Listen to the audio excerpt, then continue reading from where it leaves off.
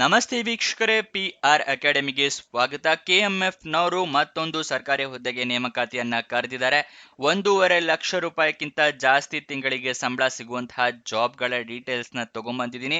ಇದರ ಬಗ್ಗೆ ಸಂಪೂರ್ಣ ಮಾಹಿತಿ ತಿಳಿಸ್ಕೊಡ್ತೀನಿ. ಅದಕ್ಕಿಂತ ಮುಂಚೆ ನಮ್ಮ ಚಾನಲ್ ಇನ್ನೂ ಸಬ್ಸ್ಕ್ರೈಬ್ ಆಗಿಲ್ಲ ಅಂದ್ರೆ ಇವಾಗಲೇ ಸಬ್ಸ್ಕ್ರೈಬ್ ಬಟನ್ ಪ್ರೆಸ್ ಮಾಡಿ. ಇವಾಗ ವಿಡಿಯೋನ ಶುರು ಮಾಡೋಣ. KMF ನವರು ಹುದ್ದೆಗಳಿಗೆ ಅರ್ಜಿಯನ್ನು ಕರೆದಿದ್ದಾರೆ. ಗುಮುಲ್ ಅಂತ ಹೇಳ್ತಾರೆ. Kalaburagi, Bidar and Yadagiri cooperative milk producers union limited ನವರು. ಟೋಟಲ್ 55 ಹುದ್ದೆ ಖಾಲಿ ಇದೆ. ಉದ್ಯೋಗ ಸ್ಥಳ ಕಲಬುರಗಿ, ಕರ್ನಾಟಕ. ಹಲವಾರು ಹುದ್ದೆ ಖಾಲಿ ಇದೆ. ಒಂದೊಂದಾಗಿ ತಿಳಿಸ್ತೀವಿ ಯಾವ್ಯಾವ ಹುದ್ದೆ ಎಷ್ಟೆಷ್ಟು ಖಾಲಿ ಇದೆ ಅಂತ ಹೇಳಿ. ಸ್ಯಾಲ್ರಿ 34,100 ರೂಪಾಯಿಂದ ಹಿಡಿದು 1,55,200 ರೂಪಾಯಿ ತನಕ ತಿಂಗಳಿಗೆ ಸ್ಯಾಲ್ರಿ ಇರುವಂತಹ ಜಾಬ್ ಇದಾಗಿರುತ್ತೆ. ಇವಾಗ ಯಾವ್ಯಾವ ಹುದ್ದೆ ಎಷ್ಟೆಷ್ಟು ಖಾಲಿ ಇದೆ ಅಂತ ತಿಳ್ಕೊಳ್ಳೋಣ. ಅಸಿಸ್ಟೆಂಟ್ ಮ್ಯಾನೇಜರ್ ಹುದ್ದೆ 4 ಖಾಲಿ ಇದೆ. ಅಕೌಂಟೆಂಟ್ ಹುದ್ದೆ 1 ಖಾಲಿ ಇದೆ. ಟೆಕ್ನಿಕಲ್ ಆಫೀಸರ್ ಹುದ್ದೆ 1, senior chemist 2, dairy supervisor grade 2 ಹುದ್ದೆ 5, ಎಕ್ಸ್ಟೆನ್ಷನ್ ಆಫೀಸರ್ ಗ್ರೇಡ್ 3 ಹುದ್ದೆ 13, ಅಡ್ಮಿನಿಸ್ಟ್ರೇಟಿವ್ ಅಸಿಸ್ಟೆಂಟ್ ಗ್ರೇಡ್ 3 ಹುದ್ದೆ 6, ಅಕೌಂಟ್ ಅಸಿಸ್ಟೆಂಟ್ ಗ್ರೇಡ್ 3 ಹುದ್ದೆ 8, ಮಾರ್ಕೆಟ್ ಅಸಿಸ್ಟೆಂಟ್ ಗ್ರೇಡ್ 3 ಹುದ್ದೆ 10, ಜೂನಿಯರ್ ಟೆಕ್ನಿಷಿಯನ್ ಹುದ್ದೆ 4, ಪರ್ಚೇಸಿಂಗ್/ಫಾರ್ಮಿಂಗ್ ಆಫೀಸರ್ ಹುದ್ದೆ 1 ಖಾಲಿ ಇದೆ. ಟೋಟಲ್ 55 ಹುದ್ದೆ. ಯಾವ್ಯಾವ ಹುದ್ದೆಗೆ ಎಷ್ಟೆಷ್ಟು ಸ್ಯಾಲರಿ ಅಂತ ಹೇಳಿ ತಿಳ್ಕೊಳ್ಳೋಣ ಸ್ಪೆಸಿಫಿಕ್ ಆಗಿ. ಅಸಿಸ್ಟೆಂಟ್ ಮ್ಯಾನೇಜರ್ ಹುದ್ದೆಗೆ 83,700 ರೂಪಾಯಿಂದ ಹಿಡಿದು 1,55,200 ರೂಪಾಯಿ ತಿಂಗಳಿಗೆ ಸ್ಯಾಲರಿ ಇರುತ್ತೆ. ಮತ್ತೆ accountant, technical officer, senior chemist ಇಷ್ಟು ಹುದ್ದೆಗೆ 34,100 ರೂಪಾಯಿಂದ ಹಿಡಿದು ಸಾರಿ ಬೇರೆ ಬೇರೆ ಡಿಫ್ರೆನ್ಸ್ ಇದೆ, ಇಲ್ಲಿ ಇದೆರಡಕ್ಕೆ ಮಾತ್ರ. ಅಕೌಂಟೆಂಟಿಗೆ 69,250ಇಂದ 1,34,200 ರೂಪಾಯಿ. ಮತ್ತೆ ಟೆಕ್ನಿಕಲ್ ಆಫೀಸರ್ ಮತ್ತೆ ಸೀನಿಯರ್ ಕೆಮಿಸ್ಟ್ರಿಗೆ ಸೇಮ್ ಇರುತ್ತೆ. ಎಷ್ಟು ಅಂತ ಹೇಳಿದ್ರೆ 34,100 ರೂಪಾಯಿಂದ ಹಿಡಿದು 1,55,200 ರೂಪಾಯಿ.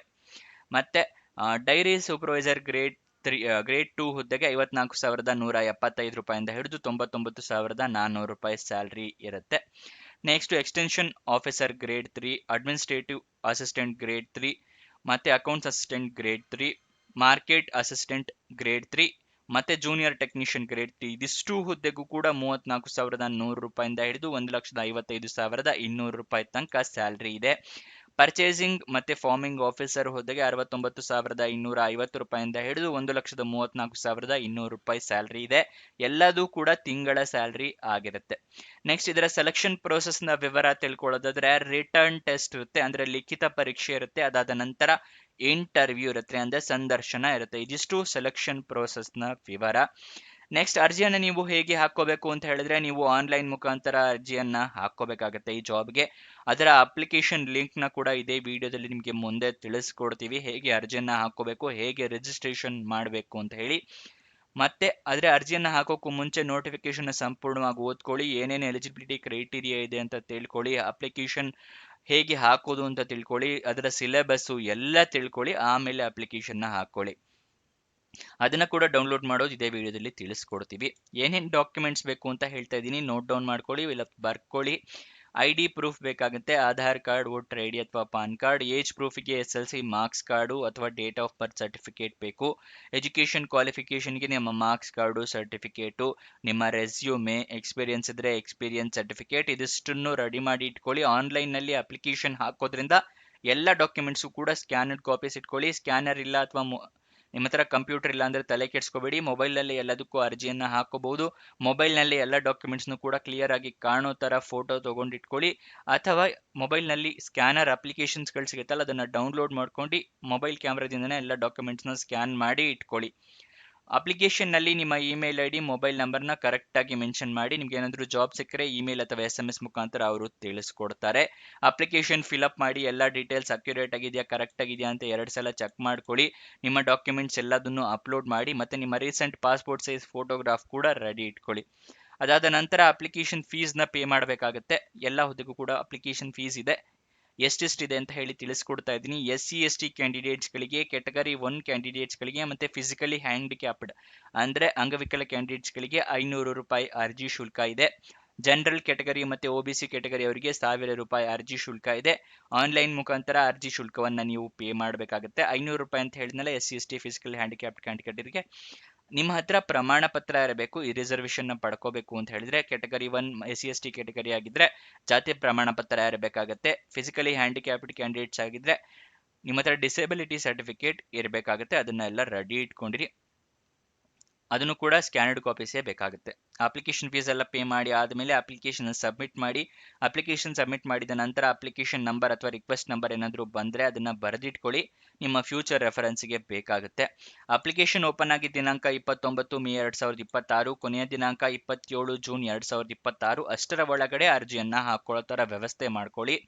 ಇವಾಗ ನಿಮಗೆ ನೋಟಿಫಿಕೇಶನ್ ಹೇಗೆ ಡೌನ್ಲೋಡ್ ಮಾಡ್ಕೊಳ್ಳೋದು ಅಂತ ತಿಳಿಸ್ತಾ ಇದ್ದೀನಿ. ಡಿಸ್ಕ್ರಿಪ್ಷನ್ ಮತ್ತೆ ಕಮೆಂಟ್ ಬಾಕ್ಸ್ನಲ್ಲಿ 2ನೇ ಲಿಂಕ್ ಇದೆಯಲ್ಲ ಅದನ್ನ ಕ್ಲಿಕ್ ಮಾಡಿ. ಈ KMF ಜಾಬ್ ಡೀಟೇಲ್ಸ್ ಓಪನ್ ಆಗುತ್ತೆ. ಇಲ್ಲಿ ಸ್ಕ್ರೋಲ್ ಡೌನ್ ಮಾಡಿ ಫುಲ್ ಕೆಳಗಡೆ ಬನ್ನಿ. ಅಫಿಷಿಯಲ್ ನೋಟಿಫಿಕೇಶನ್ ಅಂತ ಇದೆಯಲ್ಲ ಅದರ ಪಕ್ಕದಲ್ಲಿ ಕ್ಲಿಕ್ ಹೇರ್ ಅನ್ನೋದನ್ನ ಕ್ಲಿಕ್ ಮಾಡಿದ್ರೆ ನಿಮಗೆ ನೋಟಿಫಿಕೇಶನ್ ಓಪನ್ ಆಗುತ್ತೆ. ಎಷ್ಟೆಷ್ಟು ಹುದ್ದೆ ಖಾಲಿ ಇದೆ ಅಂತ ಹೇಳಿ ಎಲ್ಲ ಜಾಬ್ ಡೀಟೇಲ್ಸ್ನ ತಿಳ್ಕೊಬಹುದು. ಅದಾದ ನಂತರ ಇದರಲ್ಲೇ ಕೂಡ ಕೊಟ್ಟಿರ್ತಾರೆ ನಿಮಗೆ ಯಾವ ಕ್ಯಾಟಗರಿಯವರಿಗೆ ಎಷ್ಟೆಷ್ಟು ಮೀಸಲಾತಿ ಇರುತ್ತೆ ಏನೇನು ಅಂತ ಹೇಳಿ ಎಲ್ಲ ಕೊಟ್ಟಿದ್ದಾರೆ. ವಿದ್ಯಾರ್ಹತೆ ಮತ್ತೆ ಇದರ ಸಿಲೆಬಸ್ ಏನಿರುತ್ತೆ ಎಲ್ಲದನ್ನು ಸಂಪೂರ್ಣವಾಗಿ ಓದ್ಕೊಳ್ಳಿ. ಇಲ್ಲಿದೆ ನೋಡಿ ಸಿಲೆಬಸ್ಸು 9ನೇ ಪೇಜಲ್ಲಿದೆ. ಕನ್ನಡ ಭಾಷೆ, ಆಂಗ್ಲ ಭಾಷೆ, ಏನೇನು ಸಬ್ಜೆಕ್ಟು ಅಂತ ಹೇಳಿ, ಸಾಮಾನ್ಯ ಜನರಲ್ ನಾಲೆಡ್ಜು ಮತ್ತು ಇದಿಷ್ಟು ಇದೆ. ಇದಿಷ್ಟನ್ನೆಲ್ಲ ಎಷ್ಟು ಮಾರ್ಕ್ಸ್ ಇದೆ, ಎಷ್ಟು ಅಂಕಗಳಿದೆ, ಎಷ್ಟು ಕಾಲಾವಕಾಶ ಇರುತ್ತೆ ರಿಟರ್ನ್ ಟೆಸ್ಟ್ಗೆ, ಅದನ್ನೆಲ್ಲದನ್ನು ಕೂಡ ಕೊಟ್ಟಿದ್ದಾರೆ. ಅದನ್ನೆಲ್ಲ ಸಂಪೂರ್ಣವಾಗಿ ಓದ್ಕೊಳ್ಳಿ.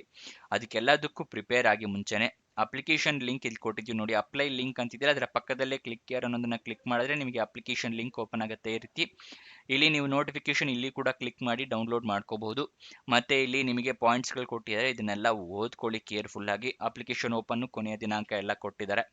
ಮತ್ತೆ ನೀವೇನಾದರೂ ಮುಂಚೆನೇ ರಿಜಿಸ್ಟ್ರೇಷನ್ ಆಗಿದ್ರೆ ಆಲ್ರೆಡಿ ರಿಜಿಸ್ಟರ್ಡ್ ಅಂತಿದೆಯಲ್ಲ ಇದನ್ನ ಕ್ಲಿಕ್ ಮಾಡಿ. ರಿಜಿಸ್ಟ್ರೇಷನ್ ಆಗಿಲ್ಲ, ನ್ಯೂ ರಿಜಿಸ್ಟ್ರೇಷನ್ ಆಗಬೇಕು ಇವಾಗ ಅಂತ ಹೇಳಿದ್ರೆ ಇಲ್ಲಿ ನ್ಯೂ ರಿಜಿಸ್ಟ್ರೇಷನ್ ಅಂತಿಲ್ಲ ಇದನ್ನ ಕ್ಲಿಕ್ ಮಾಡಿ. ನಿಮಗೆ ಈ ರೀತಿ ಒಂದು ಪೇಜ್ ಓಪನ್ ಆಗುತ್ತೆ.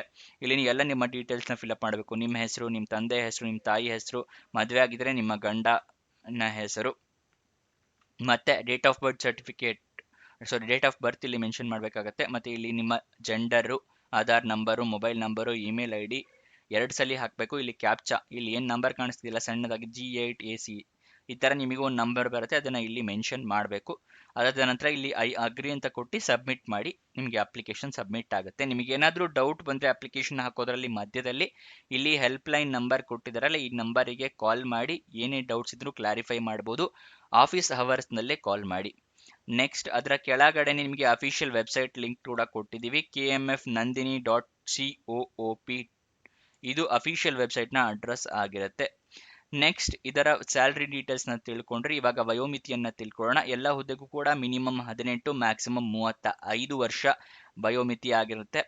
18ರಿಂದ 35 ವರ್ಷದವರ ಅರ್ಜಿಯನ್ನು ಹಾಕಬಹುದು. ಆದರೆ ಕೆಲವೊಂದು ಕ್ಯಾಟಗರಿ ಅವರಿಗೆ ವಯೋಮಿತಿ ಸಡಿಲಿಕೆ ಕೊಟ್ಟಿದ್ದಾರೆ. OBC ಕ್ಯಾಟಗರಿ ಅವರಿಗೆ 3 ವರ್ಷದ ಸಡಿಲಿಕೆ ಕೊಟ್ಟಿದ್ದಾರೆ. SC ST ಕ್ಯಾಂಡಿಡೇಟ್ಸ್ಗಳಿಗೆ 5 ವರ್ಷದ ಸಡಿಲಿಕೆ ಕೊಟ್ಟಿದ್ದಾರೆ. ಸೊ SC ST ಕ್ಯಾಂಡಿಡೇಟ್ಸ್ ಆಗಿದ್ರೆ 40 ವರ್ಷದವ್ರ ತನಕ ಅರ್ಜಿಯನ್ನು ಹಾಕೋಬಹುದು.